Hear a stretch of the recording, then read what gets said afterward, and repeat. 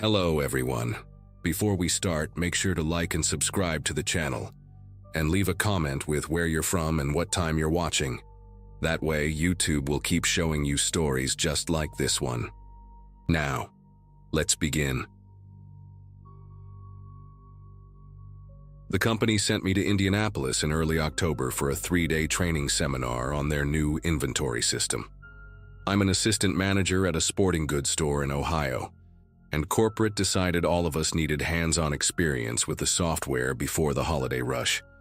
They booked us at the Travelers Inn off Interstate 70, one of those budget chains where the carpets are permanently stained and the ice machine sounds like a diesel engine. I didn't mind much. After 12-hour shifts on my feet, anywhere with a bed and hot water would do. Plus, I was getting paid overtime just to sit in a conference room and click through PowerPoint slides. The hotel sat between a truck stop and a 24-hour diner, surrounded by warehouses and distribution centers. Not exactly scenic, but I wasn't there for sightseeing. That Tuesday night, I got back to my room around 9:30 after grabbing dinner with some co-workers at the diner next door. Room 118, ground floor facing the parking lot. I remember because I could see my rental car, a white Nissan Altima, parked right outside my window. The room smelled like old cigarettes despite being non-smoking, and the air conditioner rattled like marbles in a tin can. But I was exhausted from 8 hours of software tutorials. I took a shower, called my husband Brian to tell him about my day, then settled in to watch some mindless reality TV. Around 11, I turned everything off and crashed hard. Tomorrow was the last day of training. Then I could drive home and sleep in my own bed again. The parking lot had been pretty full when I closed the curtains. Mostly pickup trucks and older sedans, probably belonging to construction crews and warehouse workers staying long-term. I woke up to voices, angry ones. At first, I thought it was the TV from the room next door. Maybe someone watching an action movie with the volume cranked up. The clock on the nightstand showed 2:47 a.m. in those harsh red numbers. But then the voices got louder, more distinct, and they were coming from outside, not through the walls. Multiple people, men from the sound of it, and they were seriously pissed about something. I could hear car doors slamming, engines revving, that aggressive back and forth that happens when people are about to throw punches. My room was right by the parking lot, remember? So everything was crystal clear through that thin window. I sat up in bed, debating whether to peek through the curtains or just mind my own business. Hotels like this, you learn not to get involved in other people's drama. Then came this sound I'll never forget. Like firecrackers, but deeper, sharper. 3 quick pops, then 2 more. My brain tried to process it as anything else. A car backfiring, someone dropping something heavy, those industrial dumpster lids slamming shut. But deep in my gut, I knew exactly what I was hearing. Gunshots. Real ones, not movie ones. The yelling turned to screaming. Car tires screeched and then more shots. Rapid fire this time, like someone just holding down the trigger. I rolled out of bed and hit the floor, my heart hammering so hard I could feel it in my throat.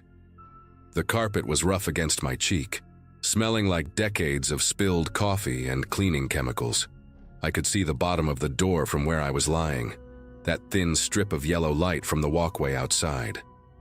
That's when the first bullet hit my door. The wood splintered with this horrible cracking sound, and I actually saw the hole appear, jagged and dark, about 3 feet up from the floor. Then another one punched through the window, and glass exploded everywhere. The curtains jerked like someone had yanked them, and cold October air rushed in. I pressed myself flatter against the floor, trying to become part of it, trying to disappear into that nasty carpet. More shots outside, so many I lost count. And the sounds were different now. Some hollow pops, some thunderous booms like different guns all going off at once. A bullet hit the wall above the bed and I heard it tear through the drywall, sending white dust drifting down like snow. My phone was on the nightstand, might as well have been on the moon. I couldn't move, couldn't breathe, couldn't do anything but lie there with my arms over my head. The chaos outside was insane, men shouting orders or threats, I couldn't tell which.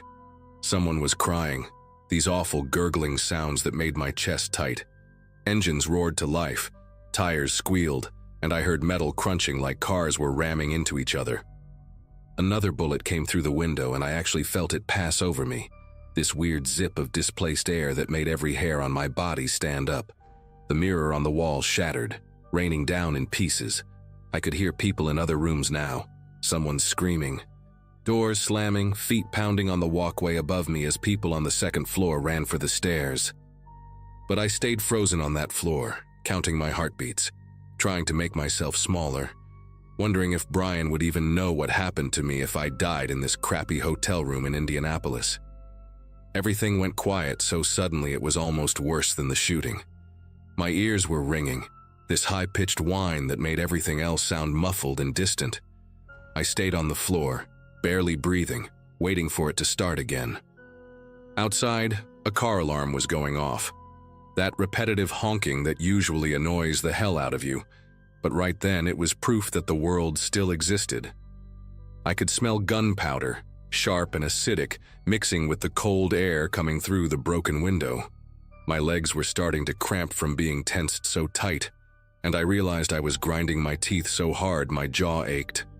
Slowly, carefully, I lifted my head just enough to look around. The room was destroyed. Holes in the walls, glass everywhere, the curtains hanging in shreds. The TV had a bullet hole right through the screen, and there was stuffing from the mattress floating in the air like cotton balls. Then I heard sirens, distant at first but getting louder fast. Police, ambulances, the whole cavalry from the sound of it. Red and blue lights started flashing through what was left of my window, painting everything in these crazy, shifting colors. I finally found the courage to crawl toward the nightstand. Glass crunching under my palms and knees, tiny cuts stinging, but I didn't care. I grabbed my phone and dialed 911, even though help was obviously already coming. The operator's voice was so calm, asking if I was injured, telling me to stay low, stay away from windows and doors. I wanted to laugh. My window was gone. My door had holes in it. Where exactly was I supposed to hide? I gave her my room number, told her I was alone, unhurt, but trapped. She stayed on the line, that steady voice keeping me grounded while chaos erupted outside again. Not gunfire this time, but police shouting commands, radios crackling, boots running. For what felt like hours but was probably 20 minutes, I huddled in the corner between the bed and the wall, still on the phone with the 911 operator. She kept asking me questions. Was I bleeding? Could I see anyone outside? Did I hear anyone trying to enter my room? Through the destroyed window I could see cops everywhere, their flashlights sweeping across the parking lot like search beams. There were bodies out there. I could see feet, legs, someone's arm sprawled at an angle that wasn't right. The white rental car next to mine had its windshield spiderwebbed with bullet holes, and there was dark liquid pooling underneath it that I didn't want to think about. An officer finally came to my door, announcing himself loudly before asking if I was okay, if I could open the door. My legs were jelly when I stood up, and I had to lean against the wall to make it to the door. When I opened it, the cop looked like he'd aged 10 years in one night, sweat on his forehead despite the cold, eyes darting everywhere at once. They moved me to the hotel lobby while they processed the scene, gave me one of those metallic emergency blankets that made me look like a baked potato. The lobby was packed with other guests, everyone in pajamas and underwear, some crying, some just staring at nothing. An older woman from room 122 had her arm in a sling. A bullet had grazed her shoulder while she was sleeping. A family with 3 kids huddled together on one couch. The youngest couldn't have been more than 5, clutching a stuffed dinosaur and asking his mom why the fireworks were so loud. The hotel manager, this skinny kid who couldn't have been older than 25, kept apologizing to everyone like he'd personally started the shootout. Paramedics were checking people over, cops were taking statements, and through the glass doors I could see the parking lot transformed into a crime scene. Yellow tape everywhere, numbered markers next to shell casings, photographers documenting everything.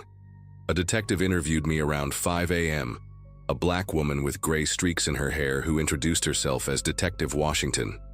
She was thorough but kind, walking me through every second of what I'd heard and seen. Did I recognize any voices?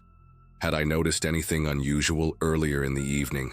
Could I identify what types of guns from the sounds? I told her everything I could remember, but it all felt jumbled, like trying to describe a nightmare while you're still half in it. She explained that it had been a drug deal gone wrong, two groups who'd arranged to meet in the parking lot, neither trusting the other, both coming armed. 4 people were dead, 3 more in critical condition at the hospital. The hotel had just been collateral damage, wrong place for all of us staying there. She gave me her card, said I might need to give another statement later, maybe testify if it went to trial. The thought of reliving this in a courtroom made me want to throw up. Corporate put me up in a Marriott downtown for the rest of the night, but I didn't sleep. I sat on that pristine bed in that quiet room and shook for hours. Called Brian at 6 a.m., sobbing so hard he could barely understand me. He wanted to drive down immediately, but I told him I just needed to come home. Skipped the last day of training.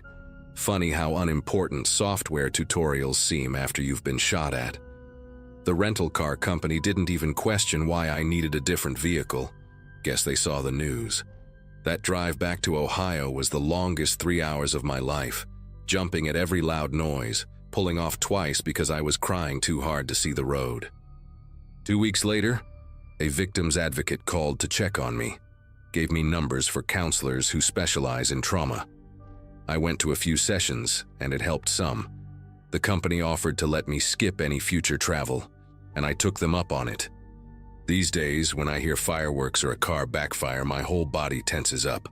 But I'm here, I'm alive, and that's more than 4 people from that parking lot can say.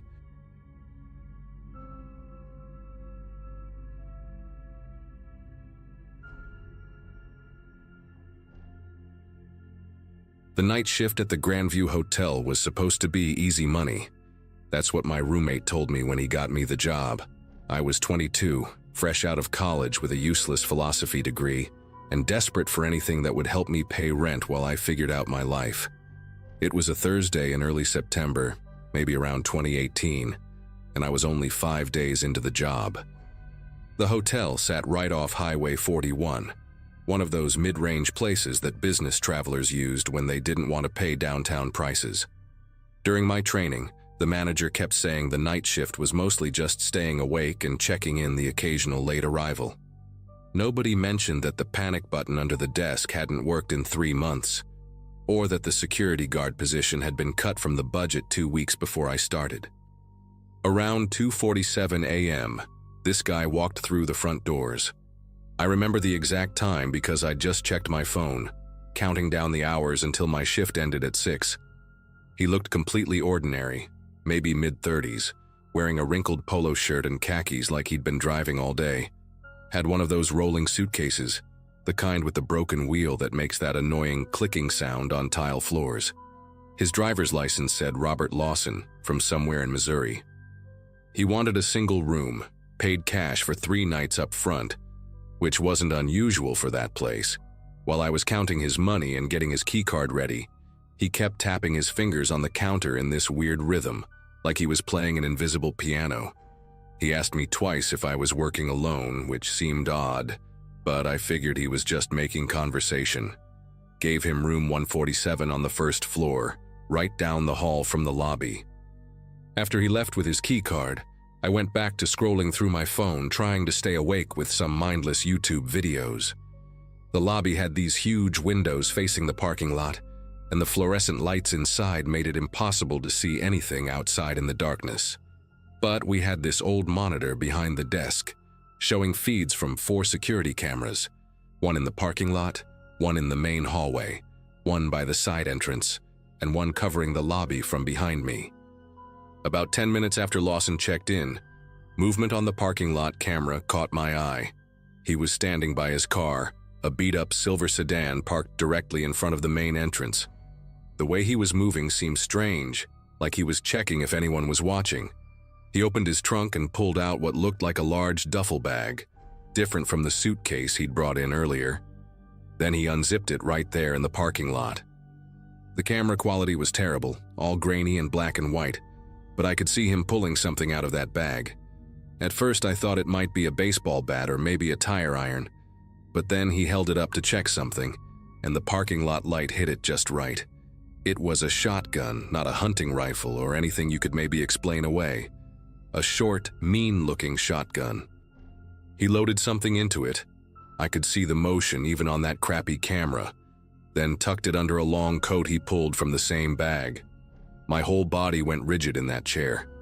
He started walking toward the lobby entrance, and I could see him on the monitor getting bigger and bigger. The front doors were maybe 30 feet from my desk.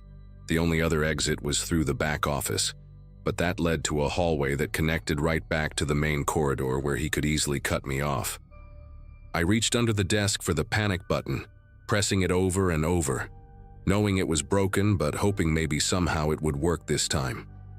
The automatic doors whooshed open, and Lawson walked back in with that same casual stride, except now I knew what was hidden under his coat.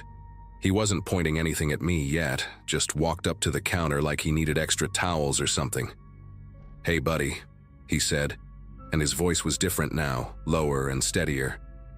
"Here's what's going to happen. You're going to open that register and the safe in the back office. We're going to do this nice and quiet, and you're going to go home with a story to tell instead of a hole in your chest." His hand moved slightly under the coat, adjusting the weight of the gun. The weird thing was how calm he seemed, like he'd done this before, like robbing hotels at 3 a.m. was just another Thursday for him. I nodded, trying to speak, but my throat was completely dry. He smiled then, not a crazy smile, but worse. A practical, businesslike smile that said he'd already thought through every possible outcome of this situation.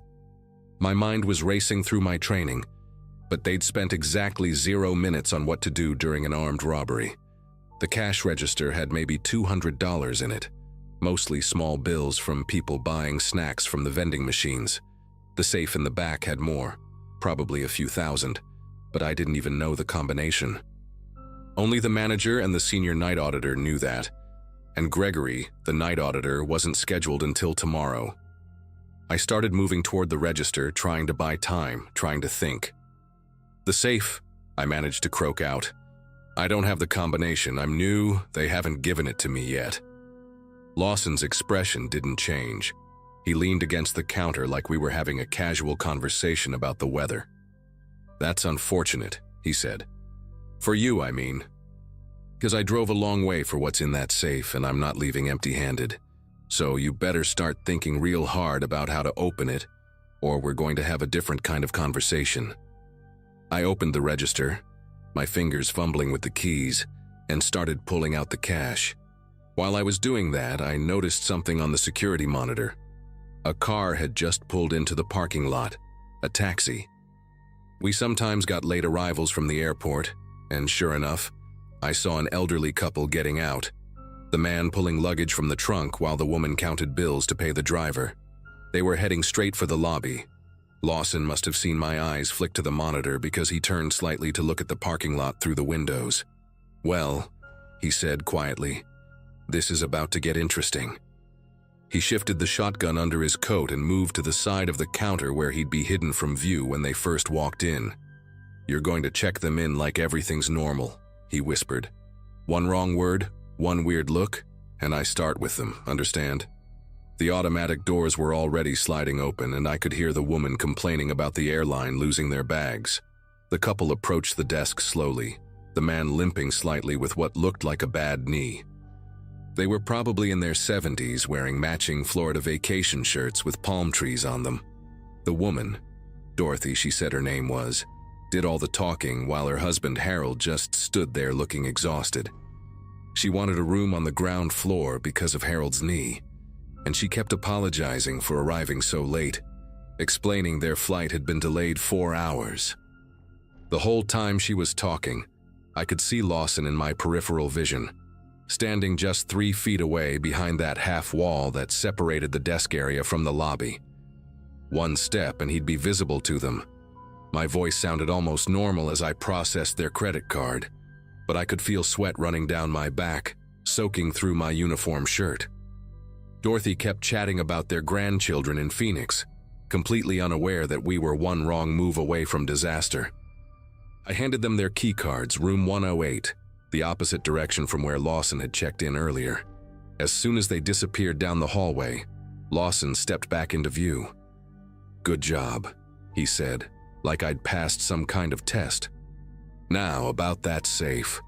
Here's what you're going to do. You're going to call your manager. Tell him there's an emergency, maybe a water pipe burst in the back office, flooding everywhere. He needs to come down here right now with the safe combination because important documents are getting soaked." He pulled a cell phone from his pocket and set it on the counter. "Use this one, not the hotel phone. Don't want any recordings." I stared at the phone, knowing this would put my manager Russell in danger too. Russell was a decent guy, had 3 kids, always showed me pictures of his daughter's soccer games. "I can't," I said, surprised by my own words. "He won't believe me." "A water pipe? He'll know something's wrong." Lawson's jaw tightened, the first sign of frustration I'd seen from him. He reached under his coat and I heard the distinctive sound of a shotgun being pumped. Not loud, but unmistakable in the quiet lobby. That's when I remembered something from my second day of training. Russell had mentioned the hotel kept a backup cash deposit in a hidden safe behind the breakfast area, separate from the main safe. It was for emergencies, usually about $5,000 in cash. He'd shown me where it was, but said only to use it if the main safe malfunctioned, and we needed to make change for a big bill or something. The combination was written on a card taped inside the supply closet, which was stupid but typical for this place. "Wait," I said quickly. "There's another safe. Emergency cash. I know where it is and how to open it." Lawson studied my face, probably trying to figure out if I was lying. "How much?" he asked. $5,000, maybe more if they just made a deposit," I said. It was Thursday, so they might have deposited Wednesday's receipts. He considered this for a moment, then nodded. "Show me.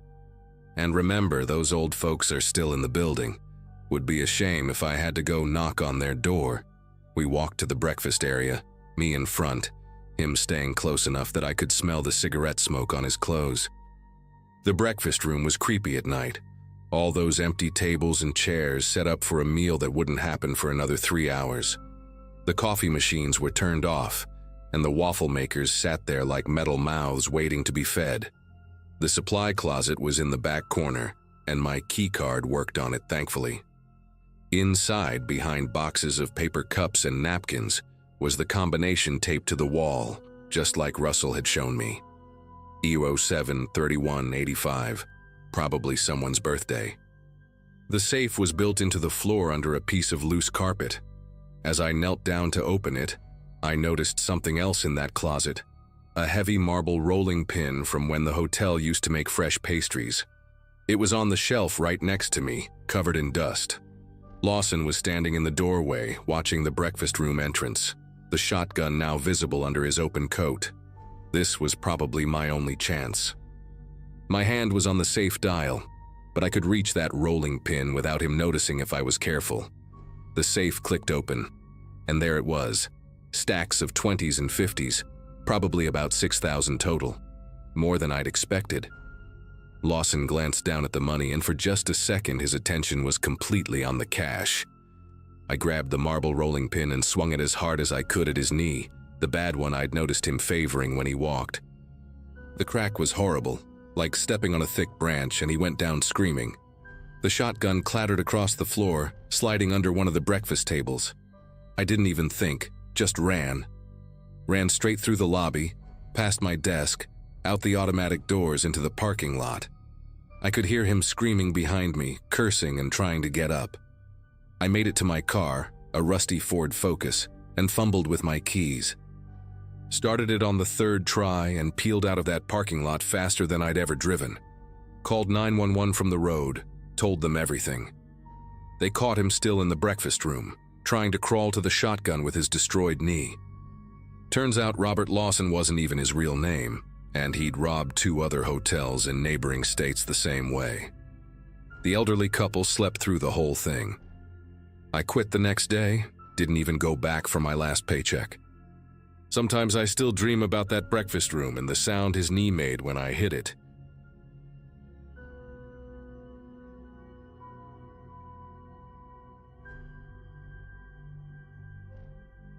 It was the middle of July when my sister Melissa and I decided to drive down to visit our grandmother in Alabama.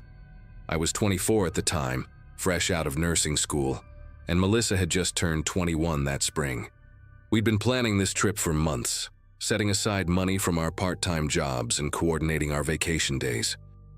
The plan was simple: split the 18-hour drive over 2 days, spend a week with Grandma helping her reorganize the house after Grandpa passed, then drive back home to Michigan. We'd done road trips together before, but this was our first time going this far south, just the two of us. The excitement of adventure mixed with the responsibility of being there for family made everything feel significant somehow. We'd been driving since dawn that first day, taking turns at the wheel every few hours, singing along to Melissa's meticulously curated road trip playlist. Around 9 that evening, exhaustion hit us both like a brick wall. We started seeing signs for lodging every few miles along Route 65, each promising clean rooms and continental breakfast. The Blue Ridge Motor Lodge caught our attention with its flickering neon vacancy sign and a price that wouldn't destroy our budget, $49 a night. The place sat about 200 yards from the highway, surrounded by nothing but dense woods and a gravel parking lot that crunched under our tires. The main office was a tiny building separate from the long, single-story row of rooms that stretched into the darkness. An older woman with reading glasses perched on her nose checked us in, handed us a key, attached to a plastic diamond-shaped tag with Room 12 etched into it, and mentioned she'd be leaving at 10 since her replacement called in sick. Room 12 was at the far end of the building, the last door before the parking lot dissolved into complete darkness. The exterior light above our door was burnt out, leaving only the distant glow from the office and a single street lamp near the ice machine to navigate by. Inside, the room smelled like old carpet and that generic cleaning product every cheap motel seems to use, somewhere between pine and bleach. 2 double beds with burgundy comforters took up most of the space, separated by a nightstand with a lamp that made a buzzing sound when you turned it on. Melissa immediately claimed the bed nearest the bathroom while I dropped our bags near the door. We'd packed light, just 2 duffel bags in our purses, planning to do laundry at Grandma's place. The AC unit beneath the window rattled to life when I adjusted the thermostat, drowning out most of the highway noise but adding its own mechanical rhythm to the room. After quick showers and changing into pajamas, me in an oversized University of Michigan shirt and shorts, Melissa in her collection of mismatched tank top and plaid pants, we settled in for the night. It was around 11 when we finally turned off the lights, both of us scrolling through our phones in the darkness, too wired from the drive to fall asleep immediately. The room's curtains were those thick, rubberized blackout kind, but they didn't quite meet in the middle, leaving a 2-inch gap that let in a sliver of parking lot light. I remember lying there, listening to the AC cycle on and off, occasionally hearing a car pass on the distant highway, thinking about what we'd do with Grandma the next day. Melissa's breathing had gotten steady and deep. She could fall asleep anywhere, anytime, a skill I'd always envied. That's when I heard the footsteps outside, heavy and deliberate, stopping right in front of our door. The footsteps just stood there, no knock, no voice, nothing. Through that gap in the curtains, I could make out the shadow of someone's legs. Then came the sound that made every muscle in my body tense up. The door handle slowly turning. Click, click, click. 3 deliberate attempts, testing if we'd locked it. Thank God we had. I reached over and grabbed Melissa's arm, whispering her name, but she just mumbled something incoherent and rolled over. The handle stopped moving, but the shadow didn't leave. Whoever it was just stood there, perfectly still, for what must have been 2 or 3 minutes but felt like hours. Part of me wanted to call out, ask who was there, but something deep in my gut told me to stay quiet. Maybe they had the wrong room. Maybe they were drunk. The shadow finally moved away, footsteps heading toward the parking lot. I exhaled for what felt like the first time in minutes and reached for my phone to check the time. 11:17 p.m. I tried to convince myself it was nothing. People get confused at motels all the time, especially late at night. All those identical doors, barely visible room numbers. but I couldn't relax. Every little sound made me jump. The ice machine dropping cubes, a door slamming somewhere down the row, the AC kicking back on. 20 minutes passed, then 30. I was just starting to drift off when the footsteps returned. This time they weren't slow or hesitant. They were confident, purposeful. The handle turned again, more aggressively this time, rattling against the lock. Then came the knocking. Not polite, tentative knocks, but heavy, insistent pounding that shook the thin door in its frame. "Housekeeping," a man's voice called out, rough and slurred. At nearly midnight? No way. Melissa shot up in bed, instantly alert, her eyes wide in the darkness. We looked at each other, both of us knowing this wasn't right. "We don't need anything," I called back, trying to keep my voice steady. The pounding stopped. Then, in a completely different tone, lower and clearer, "Just open the door, I know you're awake." Melissa grabbed her phone and immediately dialed 911 while I scrambled to push the dresser against the door. The operator answered just as the man outside started kicking the door, each impact making the cheap wood flex inward. "We're at the Blue Ridge Motor Lodge on Route 65, Room 12. Someone's trying to break in," Melissa practically screamed into the phone. The operator said units were on the way, but the nearest patrol was at least 15 minutes out. 15 minutes. The kicking stopped suddenly, replaced by something worse, the sound of metal scraping against metal near the lock. He was trying to jimmy it open. I ran to the window, yanking back the curtains to see if we could escape that way, but it was one of those safety windows that only opened about 4 inches at the top. Through the glass, I could see him now. A large man in a dark jacket, maybe 6'2", with a baseball cap pulled low. He had something in his hand, working it into the door frame near the lock mechanism. The parking lot was completely empty except for our car and an old pickup truck I hadn't noticed before, parked crooked across 2 spaces. The scraping stopped, and for a moment, everything was quiet. Then he spoke again, his mouth close to the door. "Your car has Michigan plates. Long way from home. No one knows you're here, do they?" That's when real panic set in. He'd been watching us, planning this. Melissa was crying now, still on with 911, and I was trying to think of anything we could use as weapons. The lamp was bolted to the nightstand. The hangers were those useless rounded ones. Then I remembered the bottle of mace in my purse. Dad had insisted I carry it. I grabbed it just as we heard a crack. He'd gotten something through the door frame. The lock was starting to give. Without thinking, I screamed at the top of my lungs, "Fire! Fire! Help! There's a fire!" Something I'd read once about how people respond more to fire than to calls for help. Melissa joined in, both of us screaming. A door opened somewhere down the row, then another. "What's going on?" someone yelled. The man at our door cursed, something guttural and angry, and the pressure on the door suddenly stopped. We could hear him running, heavy boots on concrete, heading toward the parking lot. I rushed to the window again and watched him sprint to the pickup truck. But instead of leaving immediately, he sat there in the driver's seat, engine running, lights off, just watching our room. Other guests had come outside now, an elderly couple from room 8, a woman with 2 kids from room 10, all looking confused and alarmed. The woman was on her phone, probably calling 911 too. But the man in the truck wasn't leaving. He was waiting. Melissa was explaining to the operator that he was still in the parking lot, and they told us to stay in the room, keep the door barricaded. Then, maybe 3 minutes later, he did something that still makes me sick to think about. He got out of the truck, walked calmly to the elderly couple, and started talking to them, gesturing toward our room. I couldn't hear what he was saying, but he was pointing at our door, shaking his head, looking concerned, playing the victim somehow.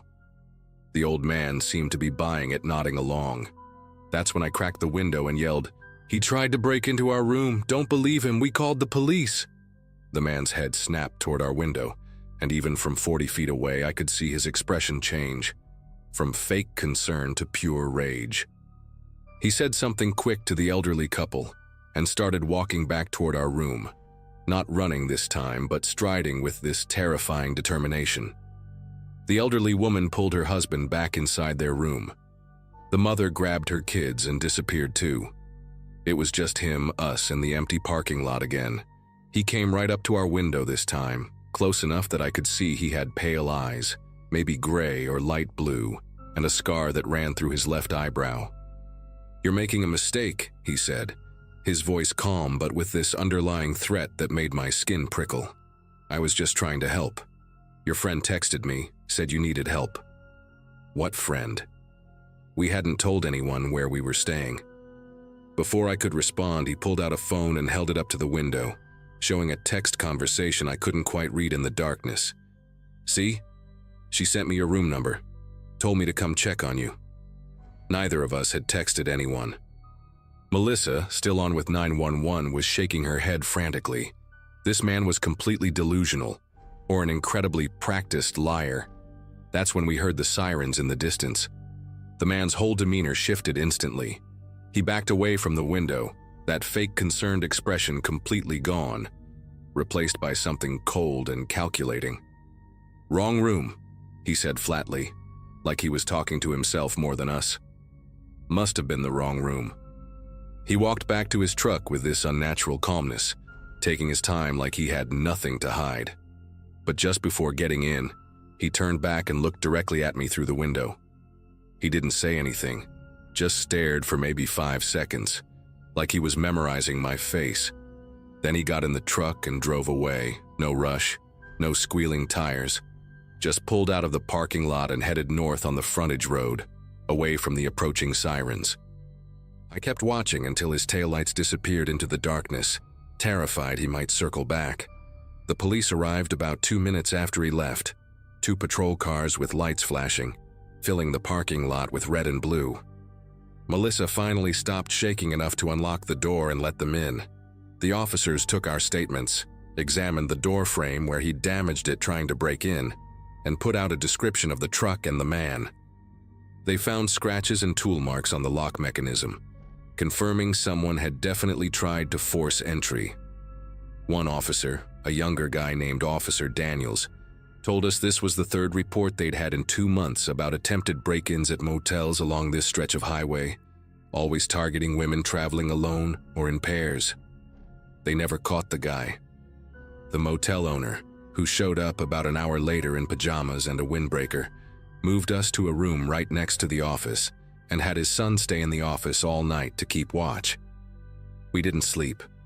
We sat on one bed together, backs against the headboard, taking turns staying alert while the other dozed off for minutes at a time.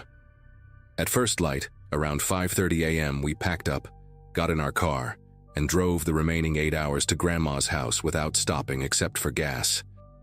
We never found out who that man was or what he really wanted, though I can guess. I still think about those pale eyes sometimes, that calculated way he tried different tactics to get to us. We took a different route home, flying instead of driving, and I haven't stayed in a roadside motel since.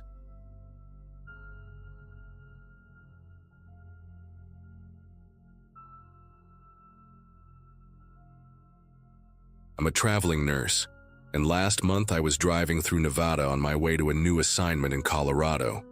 It was getting late, around 11 p.m., and I'd already been on the road for 9 hours straight. My eyes were burning from staring at the endless stretch of highway, and I knew I needed to stop for the night. I pulled off at an exit that had a cluster of motels and gas stations. Nothing fancy, just the typical roadside setup you see in the middle of nowhere. I picked the Desert View Motel because it had the most cars in the parking lot, figuring that meant it was at least decent enough for other travelers. The place looked tired but clean, with faded turquoise paint peeling off the walls and a flickering neon sign that buzzed like angry wasps. I was exhausted, planning to grab maybe 6 hours of sleep before hitting the road again at dawn. The woman at the front desk had bleached blonde hair with dark roots showing and chewed gum while she processed my credit card. She handed me a key attached to a plastic diamond-shaped tag with the number 217 on it, told me ice machines were at the end of each floor, and went back to watching something on her phone. Room 217 was on the 2nd floor, 3 doors from the stairwell. The hallway carpet had this nauseating pattern of burgundy swirls that probably hadn't been replaced since the 80s. I remembered dragging my suitcase past room 215, hearing a TV blaring through the thin walls. Some game show with lots of applause and bells ringing.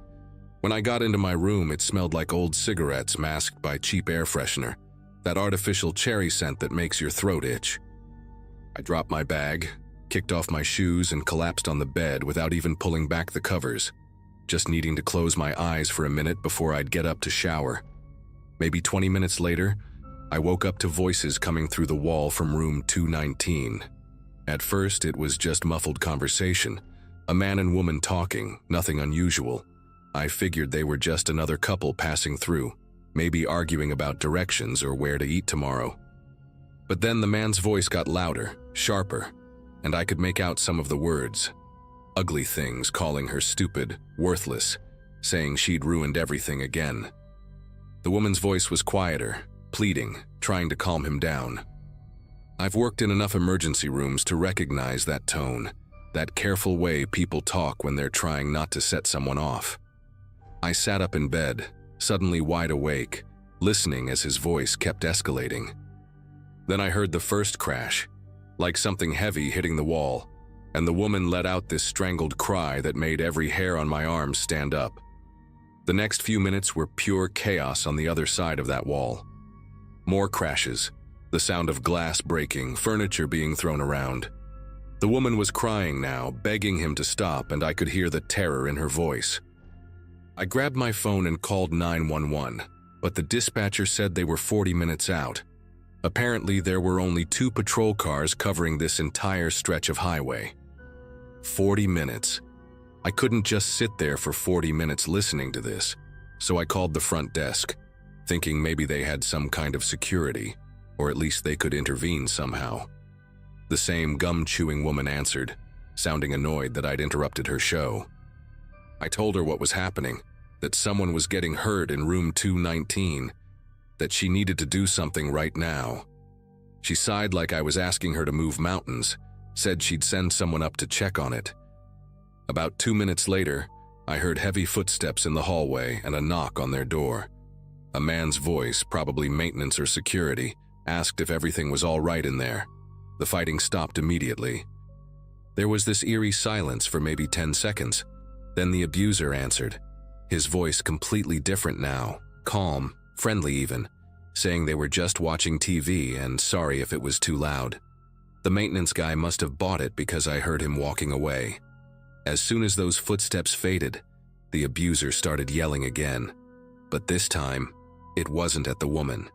He was ranting about how someone had called to complain, how some nosy bitch had tried to get him in trouble.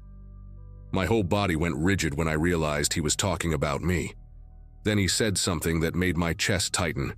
It had to be the room next door. I'm gonna find out which one. Everything happened fast after that. I heard their door slam open so hard it bounced off the wall. Heavy footsteps in the hallway, going first to room 221 on the other side. He pounded on that door, but no one answered. They must have been empty. Then those footsteps came back, stopped right outside my door. The pounding started so hard I thought the door might actually crack. "I know you're in there," he yelled, his voice raw with rage. "You think you can call the cops on me? You think you can stick your nose where it doesn't belong?" His fists kept hammering the door, and he started kicking it too. The cheap motel door was shaking in its frame, and I could see the deadbolt straining against the wood. I backed away, grabbed my car keys and phone, trying to think straight while this maniac was trying to break down my door. The woman from 219 was in the hallway now too. I could hear her crying, begging him to come back to the room, telling him he was making things worse. I called 911 again, practically screaming at the dispatcher that he was trying to break into my room, that I needed help now. She said units were en route, still 25 minutes out, and asked if I could get to a safe location. Safe location? I was on the second floor with only one stairwell nearby, and he was right outside my door. The window in my room had one of those safety stops that only let it open about 4 inches. No way I could squeeze through. The bathroom had no window at all, just a ventilation fan that rattled when you turned on the light. I could hear the wood around the deadbolt starting to splinter. He must have been over 6 feet tall and built like a linebacker because the whole door frame was bending with each impact. The woman outside was screaming now, telling him the cops were coming, pulling on his arm, trying to get him away from my door. I heard him shove her hard. She hit the opposite wall with a thud and went quiet for a moment. That's when I made a decision that probably saved my life. I grabbed the desk chair, one of those heavy wooden ones, and wedged it under the door handle as an extra barrier. Then I called the front desk again. The woman answered on the first ring this time. She must have heard the commotion even from downstairs. I told her I was going to make a run for my car, that she needed to be ready to lock the lobby doors behind me if he followed. She started to protest, but I hung up and got ready. I put my car key between my fingers like I'd learned in a self-defense class years ago, tucked my phone in my pocket, and stood by the door listening. He was still pounding, but I could hear him getting winded, his breathing heavy and ragged. The woman was back on her feet, pulling on him again, and for just a moment he stepped back from my door to push her away again. That was my chance. I yanked the chair away, turned the deadbolt, and threw the door open. He was about 3 feet away, his back to me as he grabbed the woman by her shoulders. She had a swollen eye already turning purple, blood running from her nose onto a Garfield nightshirt that was ripped at the collar. The second he heard my door, he spun around and I got my first clear look at him.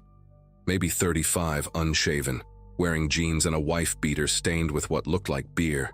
His eyes were bloodshot and wild, pupils dilated huge. The hallway reeked of alcohol and sweat. For half a second, we just stared at each other. Then I bolted toward the stairwell. I could hear him right behind me, his work boots thundering on that ugly carpet. I hit the stairs, taking them 3 at a time, using the railing to swing myself around the landing. My ankle twisted on the last step, but I kept going, adrenaline blocking out the pain. The parking lot was darker than I remembered, only a few yellow streetlights creating pools of dim light between long shadows. My car was parked in the middle section, a blue Nissan Altima that had never looked so beautiful. I could hear him burst through the stairwell door behind me, cursing and screaming threats about what he'd do when he caught me. The asphalt was still warm from the day's heat, and I remember the smell of oil and hot rubber as I sprinted between the cars. Other guests must have heard the commotion because I saw curtains moving in several windows, faces peering out, but nobody came to help. I made it to my car, fumbled with the key fob, and heard that blessed beep as the doors unlocked. I threw myself inside, slammed the locks just as he reached the car. He started pounding on the driver's side window with both fists, his face inches from the glass, spit flying as he screamed at me. The window was vibrating so hard I thought it might shatter. My fingers were trembling so badly I could barely get the key in the ignition. He moved to the front of the car, slamming his palms on the hood, then picked up a rock from the landscaping and raised it over his head. That's when I got the engine started, threw it in reverse, and floored it. He had to jump back to avoid getting hit, and the rock went flying somewhere in the dark. I spun the wheel hard, tires screeching on the asphalt, and gunned it toward the exit. In my rearview mirror, I could see him running after me for a few seconds before giving up, standing in the middle of the parking lot with his arms raised, still yelling. The woman had come outside too, standing by the stairwell door, hunched over and holding her ribs. I wanted to stop for her, to take her with me, but I knew if I stopped he'd catch up. I had to leave her there, and that still eats at me. I drove straight to a well-lit gas station about 2 miles down the highway, and parked right in front of the doors where the cameras could see everything. Called 911 again, told them where I was, what had happened. While I waited, I called the motel and asked about the woman. The desk clerk said she'd gone back to the room with him, that they'd refused to open the door when the maintenance guy went back up. The police finally showed up about 15 minutes later, took my statement, said they'd send units to the motel. I found out later they arrested him for domestic battery and criminal threats, but the woman wouldn't press charges. She left with him the next morning. I think about her sometimes, wonder if she ever got away, if she's even still alive. I never stayed at a roadside motel again after that night. I'll drive exhausted for hours just to reach a proper hotel in a populated area. The sound of someone pounding on a door, any door, still makes me nauseous. I know I did the right thing by calling for help, but I learned that sometimes doing the right thing puts a target on your back.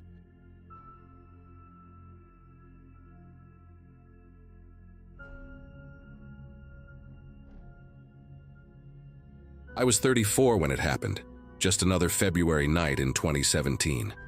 I'd been selling medical equipment for about 6 years by then, covering most of the Midwest territory. The job meant spending at least 15 nights a month in different hotels, everything from decent chains to those sketchy motels where the ice machine never works, and the carpet has stains you don't want to think about. That particular Monday, I'd checked into a mid-range place just outside Minneapolis, one of those generic 3-story buildings with exterior corridors and doors that face the parking lot. Room 237, second floor, right next to the stairwell. I remember being exhausted after driving 7 hours from my previous appointment in Des Moines, barely managing to grab a burger from the drive-thru before collapsing into bed around 11. The digital clock on the nightstand read 2:47 a.m. when I heard it, the distinctive click of a keycard reader accepting a card. You know that mechanical sound, the one that's followed by the green light and the heavy clunk of the lock disengaging. Except I hadn't ordered room service, hadn't called for anything, and housekeeping sure as hell doesn't come around at that hour. My brain tried to rationalize it at first, that foggy, half-awake state where you're not sure what's real. Maybe someone had the wrong room. Maybe it was the maintenance guy checking something. But then I heard the door handle turn. That slow, deliberate movement like someone was trying to be quiet. The door pushed open inch by inch, and the hallway light created this thin vertical line that gradually widened across the carpet. I stayed completely still, every muscle in my body tensing up like a coiled spring. Through barely open eyelids, I watched a figure step into my room. A man, probably 6 feet tall, wearing what looked like a maintenance uniform, though something about it seemed wrong even in the dim light. He had this peculiar way of moving, taking these measured steps like he was counting them, and his head kept tilting at odd angles, as if he was listening for something. The door clicked shut behind him, and suddenly the room was dark again, except for the faint glow from the alarm clock and the thin strip of light under the bathroom door I'd left on. He just stood there for what must have been 30 seconds, but felt like hours, and I could hear his breathing. Not heavy or labored, but deliberate, controlled, like someone practicing meditation. The strangest part was how methodical he was. He didn't rush to grab my wallet on the dresser or go for my laptop bag propped against the wall. Instead, he moved to the corner near the window and just waited. I could make out his silhouette against the curtains, standing perfectly still like he was part of the furniture. My phone was on the nightstand, maybe 18 inches from my right hand, but reaching for it would mean moving, and moving would mean he'd know I was awake. The rational part of my brain kept screaming at me to do something, to yell, to jump up, to grab the lamp and defend myself. But there was something about the way he carried himself, this eerie calmness that made me think he might have a knife or worse tucked into that uniform. Then he started doing something I'll never forget. He pulled out what looked like a small notebook and a pen light, the kind doctors use to check your pupils. The beam was narrow, focused, and he began scanning the room with it systematically, first the walls, then the floor, occasionally pausing to write something down. The light passed over my face twice, and both times I fought every instinct to flinch or close my eyes tighter.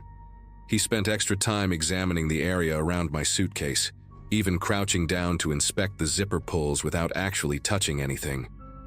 When he aimed the light at the mirror above the dresser, I caught a glimpse of his face in the reflection.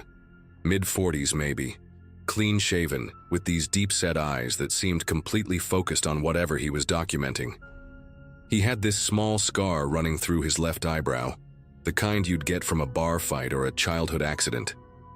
After about 10 minutes of this bizarre inspection, he moved closer to the bed. I could smell him now, not body odor or cologne, but this weird chemical smell, like industrial cleaner mixed with something metallic. He stood at the foot of the bed, and I heard the notebook pages rustling as he wrote more notes.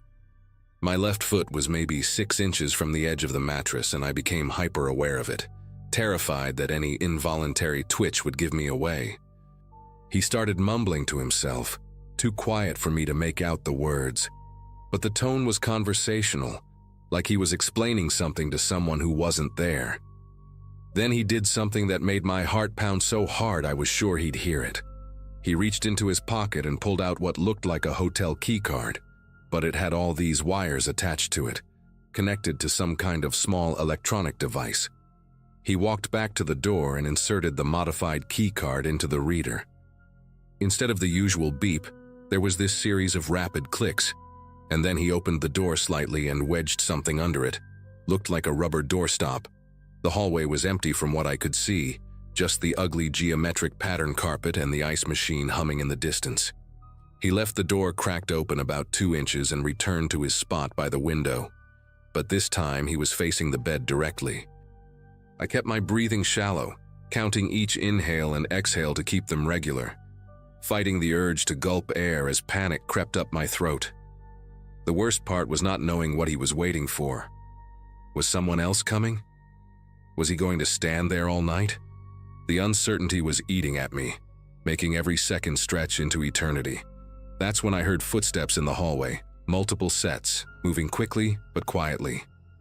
Through the crack in the door, I saw shadows passing by, and then someone whispered something sharp and urgent. The man in my room responded with 3 distinct knocks on the wall, 2 quick, 1 slow, like some kind of signal. Suddenly, he moved with purpose, sliding something under my mattress near the headboard. I felt the mattress shift slightly from whatever he'd placed there, something flat and rigid. He then grabbed his notebook, shoved it in his pocket, and headed for the door. But before leaving, he turned back and stared directly at me for what must have been 5 full seconds. Even in the darkness, I could tell he was looking right at my face, and I used every ounce of willpower to keep my eyes steady, my breathing regular, playing dead better than I'd ever done as a kid. The door clicked shut and I heard multiple footsteps moving away down the corridor, then down the stairs. I stayed frozen for another 5 minutes, maybe 10. I couldn't tell any more. My whole body was trembling now, adrenaline making my muscles twitch and jump. When I finally worked up the courage to move, I grabbed my phone and immediately called 911. While waiting for the police, I turned on every light in the room and checked under the mattress. What I found made no sense at all. A manila envelope sealed with a single word written on it: payment. Inside was exactly $3,000 in $100 bills and a business card with no name. Just a phone number with an area code I didn't recognize. The bills looked real, felt real, even had consecutive serial numbers. My mind was racing, trying to make sense of it. Was this some kind of drop? Had they used my room as a dead drop for something illegal? The police arrived within 15 minutes. 2 officers who looked like they'd rather be anywhere else at 4 in the morning. They took my statement, examined the room, bagged the money and card as evidence. One of them, Officer Hoffman, a guy about my age with tired eyes, told me they'd been having issues with identity theft rings using hotels for their operations. Apparently, these groups would break into rooms, plant evidence or contraband, then retrieve it later to avoid direct handoffs. But when they ran the keycard logs, things got weird. According to the hotel's system, no one had accessed my room after I checked in. The manager, this nervous woman named Angela who kept apologizing, swore their system was foolproof, that every entry was logged. She even showed us the computer records. According to their data, my door never opened between 11 p.m. when I entered and 4:15 a.m. when the police arrived. They moved me to another room for the rest of the night, but I didn't sleep. I couldn't stop thinking about that modified keycard device, how it apparently bypassed the hotel's system completely. Around 6 a.m., Officer Hoffman called me with an update that made everything even stranger. The phone number on the card? It belonged to a medical equipment company in Illinois, the same company I was supposed to visit for a sales pitch that afternoon. When they contacted the company, the owner, a man named Douglas Crawford, claimed he'd never heard of me and had no appointments scheduled with any sales reps. But here's the thing. I had emails from him, dating back 3 weeks, setting up this exact meeting. When I showed the police the emails, they found that the domain was spoofed, The whole correspondence was fake. Someone had been planning this for weeks, maybe months, orchestrating an elaborate scheme to get me to that specific hotel on that specific night. The police kept the money as evidence and told me they'd investigate further, but I could tell from their expressions they were as baffled as I was.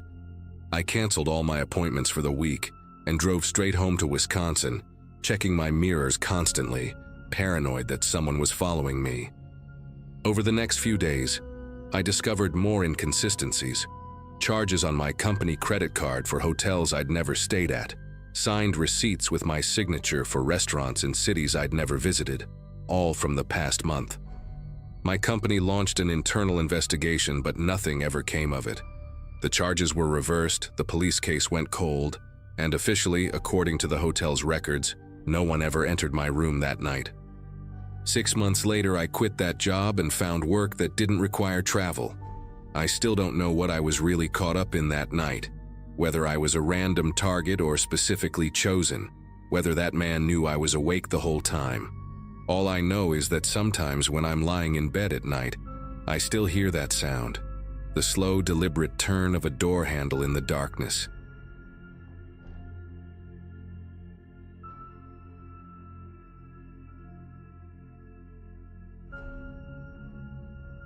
I worked the night shift at the Sunset Lodge for 6 years before everything changed. It was March of 2022, and I was 34, living in a small town in Montana where nothing exciting ever happened. The lodge sat right off Interstate 90, one of those budget places that truckers and families on road trips would use for a quick overnight stay. My job was simple enough: check people in, handle complaints about the ice machine, occasionally deal with drunk guests trying to sneak into the pool after hours. I lived in a studio apartment 5 minutes away, had a routine that never changed, and honestly thought I'd probably work there until I retired. The pay wasn't great, but the job was easy, and my manager, Frank, was decent enough to work for.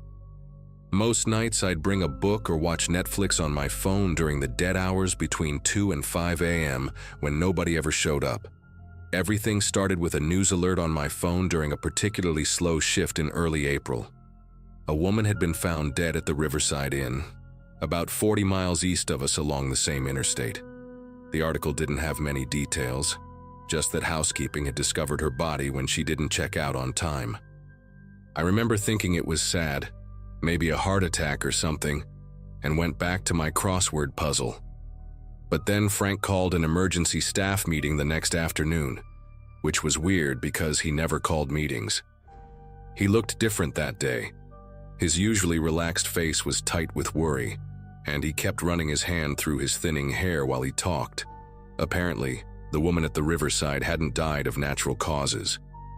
She'd been murdered, and the police were telling all the hotels along I-90 to be extra vigilant about security. 2 weeks later, it happened again. The Pine Valley Motel, 60 miles west of us this time. Another woman, found in her room with no signs of forced entry, no struggle, nothing stolen. The news said both rooms had been cleaned so thoroughly that investigators couldn't find a single fingerprint that didn't belong to hotel staff. That detail stuck with me because I'd seen how people leave hotel rooms.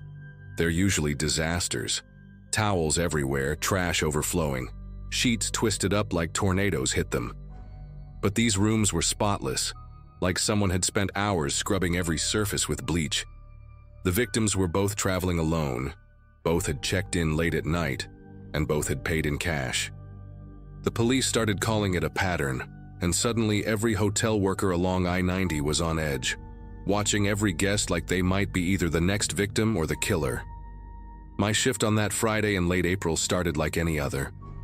I got to work at 11 p.m., relieved Judith, who worked the evening shift, and settled in for what I expected would be another boring night of fighting to stay awake. The lodge had maybe 15 guests total. I could see it on our computer system. Room 106 had the Sinclair family with their 3 kids. 118 had an elderly couple who'd checked in around dinner time, and there were a handful of truckers scattered throughout the first floor. Around 1 a.m., a man walked through our front door, and I'll never forget the way he moved. It wasn't anything obviously wrong, but there was this calculated precision to his steps, like he was measuring each movement before he made it. He wore a plain gray jacket, dark jeans, and carried a simple black duffel bag that looked brand new, not a single scuff mark on it. He approached the desk with this peculiar smile, not friendly, not unfriendly, just perfectly neutral, like someone had taught him the exact angle his mouth should make to appear approachable. His eyes were pale blue, almost gray in the fluorescent lighting, and they never quite focused on my face when he talked. Instead, he seemed to be looking at a spot just past my left ear. "I need a room for the night," he said, and his voice had this flat quality to it, each word pronounced too carefully, like English wasn't his first language even though he had no accent. When I asked for his ID and credit card, he pulled out a wallet that was also brand new, the leather still stiff, no worn edges, no receipts or photos tucked inside. His driver's license said James Whitmore from Pennsylvania, but the picture barely looked like him. Not different enough that I could refuse it, but just enough that it made me pause. I gave him room 214, second floor at the far end of the hallway. As I handed him the key card, our fingers briefly touched, and his skin was oddly cold and completely dry, like shaking hands with someone wearing latex gloves. He thanked me with that same measured voice and headed for the elevator, his footsteps eerily silent on our worn carpet. I watched him on our security monitor as he went up to the second floor, and here's where things got strange. Instead of going straight to his room, he stood in the hallway for almost 5 minutes, just standing there, not checking his phone, not looking around, just standing perfectly still facing the wall. Then, as if someone had flipped a switch, he suddenly moved again, walked to his door, and disappeared inside. The whole thing made me uncomfortable enough that I decided to do something I'd never done before in 6 years. I started watching the security cameras more closely. Around 2:30 a.m., a woman checked in. She was maybe 40, traveling alone, looked exhausted from a long drive. She wore a wrinkled business suit and kept yawning while I processed her registration. Her name was Diana Morrison, heading to Seattle for a conference, and she asked specifically for a quiet room away from the elevator. I had rooms available on the first floor, but something made me hesitate about putting her on the second floor near that man. Call it intuition or paranoia from all the recent news, but I gave her room 108 downstairs. She paid in cash, mentioned her credit cards were maxed out from business expenses, and headed to her room pulling a small red suitcase behind her. I went back to monitoring the cameras, switching between different views every few minutes. The man in 214 hadn't left his room, no lights showing under his door, nothing unusual, but I kept watching anyway. At exactly 3:15 a.m., I saw him emerge from his room on the monitor. He was wearing different clothes now, a black jacket and baseball cap that obscured his face from the cameras. But it was definitely him. I recognized that strange, measured walk. He didn't take the elevator this time. Instead, he used the stairs at the far end of the hallway, the ones that led down to the side exit near the parking lot. I switched camera views and watched him walk across the lot, but he didn't go to any car. He just walked to the edge where our property met the woods, stood there for maybe 30 seconds, then turned around and came back inside through the same door. This time, though, he didn't go back to his room. He went to the vending machine area on the first floor and stood there, not buying anything, just standing in that same unnaturally still way. From that position, I realized he had a clear view down the hallway where Diana Morrison's room was located. My mouth went dry as I watched him stand there for 20 minutes straight, never moving, never shifting his weight, just watching that hallway like a statue. I picked up the phone to call Frank, then put it down. What would I say? That a guest was acting weird by the vending machines? That wasn't illegal. I couldn't call the cops because someone gave me bad vibes. But then I remembered something from Frank's emergency meeting. The police had said both previous victims had called the front desk in the middle of the night to report someone trying their door handle. Both times, when security checked, nobody was there. I pulled up our door access log on the computer, something I'd only learned how to do during training but never actually used. Room 214 showed multiple exit and entry records, but what caught my eye was something else. The system showed keycard attempts at 3 different rooms on the first floor. All declined because his card only worked for 214. He'd been trying to get into other rooms. I immediately called the police. While the phone rang, I kept my eyes glued to the monitors, watching the man still standing by the vending machines. The dispatcher answered, and I tried to keep my voice steady as I explained the situation. The recent murders, the strange guest, the attempted entries into other rooms. She said she'd send a patrol car to check things out, maybe 15 minutes. I hung up and looked back at the screen, but he was gone. My heart started pounding as I frantically switched between camera views. Nothing in the hallways, nothing in the parking lot, nothing in the stairwells. Then I heard it, the soft ding of the elevator arriving at the lobby. The elevator I could see on my screen, which showed it was empty. But I heard those doors open and close right there in the lobby with me. The sound came from maybe 20 feet away, but there was nobody there.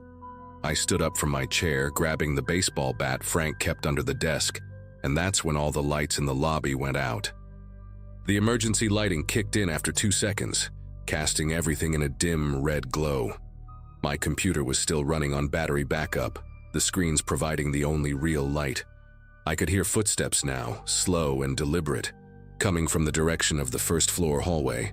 Not from the elevator, but from the corridor that led to Diana Morrison's room.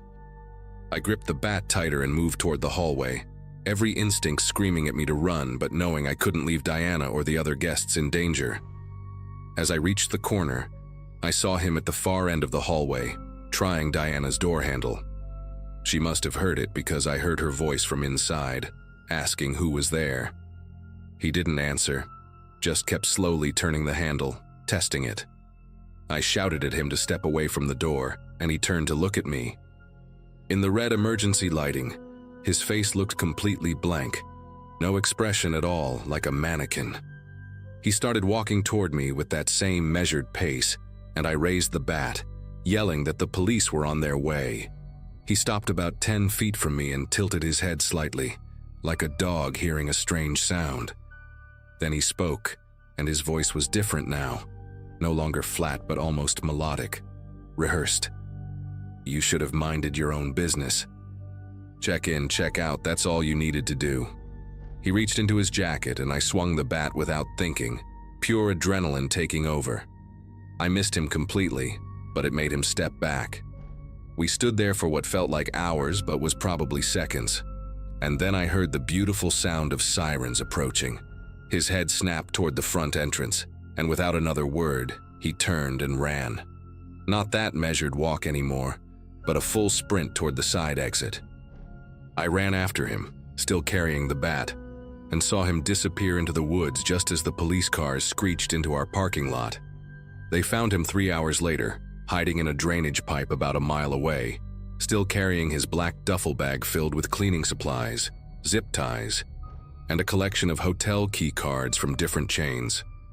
Turns out his real name was Vincent Garrett, and he'd been a night janitor at a hotel chain for 15 years before they laid him off.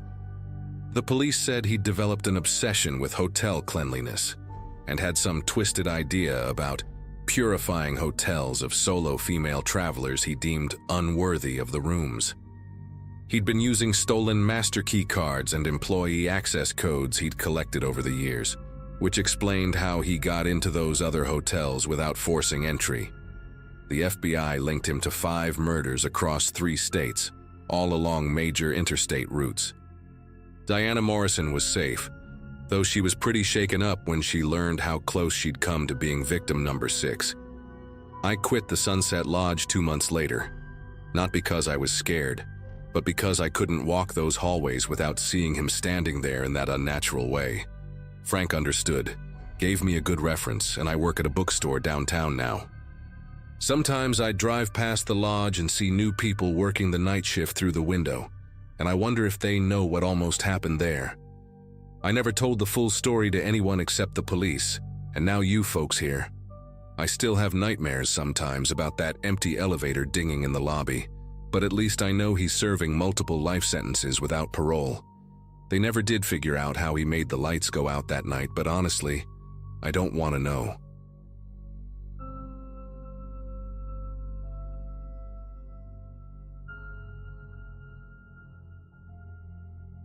I had been staying at a mid-range hotel during a work trip, the kind of place with beige carpets that always smelled faintly like lemon cleaner no matter the hour. At the time, I was juggling long shifts and trying to prepare a presentation, so most evenings I'd return exhausted, just grateful that the bed was made and fresh towels were waiting. The housekeeper on my floor was a woman named Marlene. She wasn't chatty, but she had this habit of humming softly while pushing her cart, a tune I never recognized but always seemed to repeat itself day after day. It became part of the background of my stay, almost comforting in a strange way. The last evening before things went bad, I came back later than usual, close to midnight. The hallway lights buzzed like they hadn't been replaced in years, and the air felt heavy, like the AC wasn't circulating properly. Marlene's cart was parked outside one of the corner rooms, but she wasn't there. I thought it was odd since housekeeping usually wrapped up hours earlier, but I figured maybe someone requested extra service. Her cart looked messy, bottles of cleaner tipped over, rags half hanging out of the bag. I didn't see her, so I kept walking, but the image stuck with me longer than I expected. The next morning, the lobby had this uneasy energy. Guests whispered at the check-in desk, and staff moved faster than usual, heads down, avoiding eye contact. When I asked the front desk about late checkout, the clerk gave me a distracted nod, like she hadn't actually heard what I said. Then I caught something unusual. 2 men in suits, not guests, heading toward the service hallway with a manager trailing behind. Their shoes clicked loudly on the tile, and the sound carried until a door shut behind them. That was when the rumor started circling. Marlene hadn't shown up for her shift, and nobody knew where she was. Later that afternoon, police cars pulled up out front. Their presence was impossible to ignore, flashing lights painting the lobby walls in red and blue. Word spread fast. Blood had been found in the back hallway, near the service area where the carts were kept.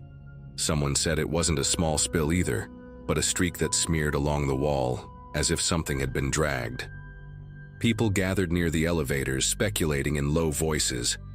But when I asked one of the staff if Marlene was okay, she looked at me for a long moment and just said, "Go back to your room." That answer didn't sit right with me at all. That night, I barely slept. Every time I closed my eyes, I kept picturing her abandoned cart, the bottles rattling when I walked by. Around 3 a.m., I went down to grab a soda from the vending machine near the stairwell. On my way back, I noticed a section of the service hallway taped off with yellow police tape. No one was guarding it, but the silence there was suffocating, like even the hum of the ice machine cut out when I got close. I didn't linger. I practically jogged back to my room. By the next morning, the police presence had doubled.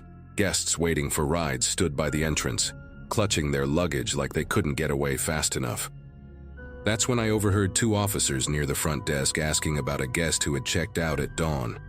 Apparently, he'd left in such a hurry that he skipped breakfast, rushed past the night clerk, and barely signed his name on the slip. The oddest part was his rental car, still sitting in the lot, keys on the driver's seat, door unlocked. Nobody could explain why he'd leave it like that. Later in the day, while waiting for my ride to the airport, I passed near the maintenance door and glimpsed one of the detectives speaking with the manager. The detective held a clipboard and kept pointing toward the hallway where the blood was found. The manager looked pale, nodding quickly but saying nothing. I wanted to ask, but before I could, the detective's eyes flicked toward me, and I immediately looked away, pretending to fuss with my phone. Something about his stare made it clear guests weren't supposed to know more than we already did. When I finally checked out, the woman at the desk barely spoke. She slid the receipt toward me without looking up, her nails drumming the counter. Behind her, I noticed Marlene's name tag sitting alone in a tray, the plastic cracked like it had been tossed carelessly. That detail stuck with me more than anything else, like a quiet admission that she wasn't coming back. As my cab pulled away, I glanced at the rental car still in the lot, baking under the sun, the windshield catching the light. The sight left me with more questions than answers, and I knew I'd never look at hotel hallways the same way again. A week after I got home, I couldn't stop thinking about it. I tried searching the local news, but all I found were vague headlines. Investigation ongoing at downtown hotel. And authorities tight-lipped after incident. No mention of Marlene by name, just a staff member. It bothered me. She wasn't just a staff member. She was a real person with a voice I could still hear in my head, humming that same repetitive tune. The anonymity made the whole thing feel even darker, like she had been erased. Months later, curiosity got the better of me. I called the hotel pretending I was looking to book again, hoping maybe they'd slip some detail. The woman on the phone hesitated when I asked if Marlene still worked there. She said quietly, "We don't have anyone by that name," and then rushed to transfer me to reservations. It was the way she said it, clipped and final, like a door slamming shut. I didn't push further. I knew I wouldn't get answers that way. The part that still gnaws at me is the rental car. I read online that it stayed in the lot for weeks before the company finally towed it. People speculated the man who checked out left on foot or got picked up by someone. Nobody could understand why he'd abandoned the car like that. It feels connected, too connected to ignore. The timing, the blood, Marlene disappearing the same night he left, it all lines up too neatly. I still travel for work, but I'll never forget that hotel. Every time I walk past a housekeeping cart now, I catch myself scanning for the person behind it, listening for that soft humming that became so familiar. I've learned that sometimes the scariest things don't happen in abandoned buildings or dark forests. They happen in bright hallways where you least expect it. I'll never know what really happened to Marlene, but one thing I'm certain of, something terrible unfolded behind those service doors, and it wasn't just an accident.